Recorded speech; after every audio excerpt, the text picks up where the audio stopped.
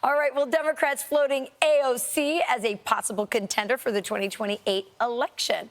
But Kamala Harris is looking to get back into the game, believe it or not.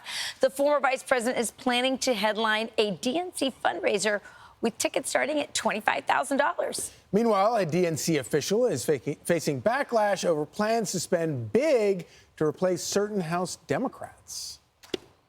He is an officer of the Democratic National Committee. I think, I'm going to look it up, I'm going to talk to lawyers, he has a fiduciary duty. And so he has a fiduciary duty to the Democratic Party, and he's going to raise $20 million in primary Democrats? Does he really think the problem that we're facing in the United States today is because of we got 65-year-old Democrats in office? But why don't you take on a Republican? That's your job. Well, it's the most insane thing. I'll just do a slight rant here.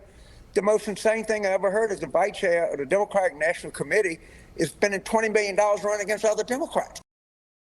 Well, America's Newsroom co-anchor and co-host of The Five, Dana Perino, joins us now. So, Dana, we sort of heard you were commenting while he was talking. What are your thoughts on this? I have a problem of doing that. I'm like, yeah, well, I think so. James Carville is right. I mean, here you have this very young progressive guy that they gave an official position to at the DNC.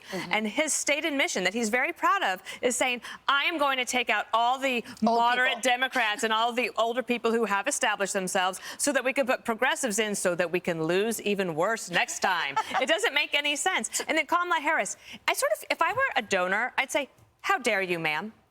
I think you should give me back all the money that I gave to you guys because of the cover-up.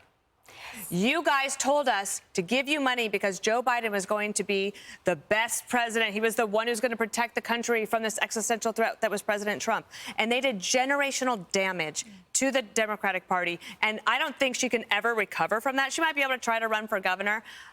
They are so much worried about running against Trump now.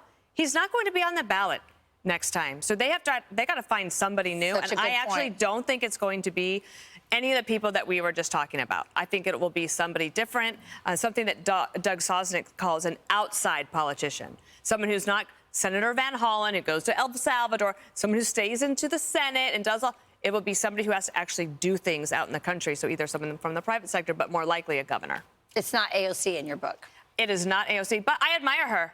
At least she's out there trying. I mean, Bernie Sanders is their biggest draw right now. He's older than Biden. So in 4 years, what are they thinking that's going to be? I do admire her. She's got a special something. But it's not something that I think is going to unite the country, and she's not going to be president, but she can raise a lot of money. Yeah. Socialism is not uniting.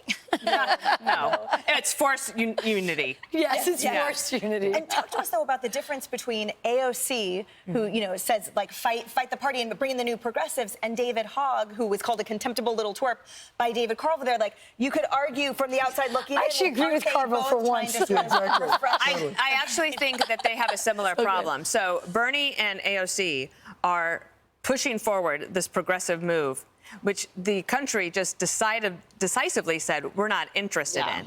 So there's all the energy in the party is over there. Meanwhile, you have Senator Van Hollen, who is trying to gain in stature in the absolute wrong way, and Cory Booker willing to follow in his footsteps. So you are out with a new book called am. I Wish Someone Had Told Me. And I love this because this is one in a series of books you've done where, there's so many bad influences that kids get today. And you always bring the good influence. A lot of green, by the way. I know. You've kind of gone green. I've gone green. I'm for the money. But, it's not environmental. So this book is a good companion to the previous one. That one was called Everything Will Be Okay.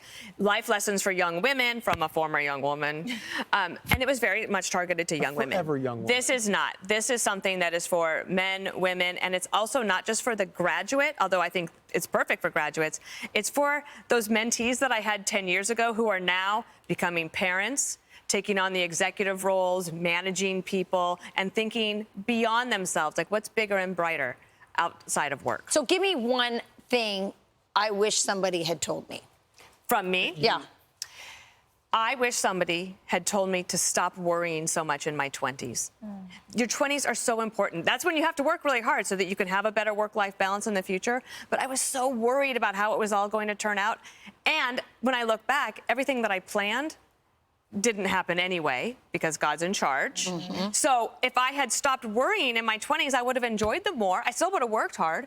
But why was I worrying all the time? And I wish someone had told me. Actually, people did tell me. You wish you were. I wish I had listened. Yes, that should be the title of the book. Totally. And there's so many contributors. I mean, you Like got you, Aaron, there, yeah. You got advice of Dierks Bentley, Brett. I mean, people, Fox personalities, and also Yes. huge mega stars too. Well, one of the things that happens is that as you continue to mentor, and I don't have children, so for the young mothers that are still in my little world, they would ask me questions like, well, I don't have all the answers. So I asked Martha McCallum and Lydia Hu. I asked people about career transitions, like what's it like to try to go from being a lawyer to go into journalism, or from print into broadcast. For Dierks Bentley, I asked him a lot about what is it like to deal with rejection, and how do you overcome that and keep trying. And so it's good. interesting because people can get crushed by a no. And you don't have to be. So I realized I don't have all the answers. So I interviewed a lot of people, many people around Fox, and Some of us I learned to get love used to this. rejection very early on. Like by the time I was 20, I had enjoyed so much rejection. all the rejection. But all it takes is one yes. Yeah, You know, exactly. so you got to keep. Yeah, but keep thanks for going. having me on. I'm excited. And we'll for have it. you on the sofa next week. Yeah, so Looking Dana forward to is that. going to Yeah. co-host next Saturday. We're so excited. She's going to bring some surprises to the couch. She's already pitching some fun stuff. So You just gave me another idea. oh, I love it. And make sure it humiliates Charlie. doesn't because that's involve been the theme. cheerleaders, Can't involve dancing, apparently. Well, guys, I wish someone had told me, get Dana Perino's new book. Pre-order now, foxnewsbooks.com. America It's is the green reading. book. You look so beautiful on that cover. I mean, you look I love beautiful in everything person, about but that's such a beautiful Look, cover our shot. Fox really News is. hair and makeup team is no joke. I know. I always say it takes a village. It does. Happy Easter.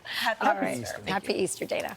I'm Steve Ducey. I'm Brian Kilmeade. And I'm Ainsley Earhart. And click here to subscribe to the Fox News YouTube page to catch our hottest interviews and most compelling analysis.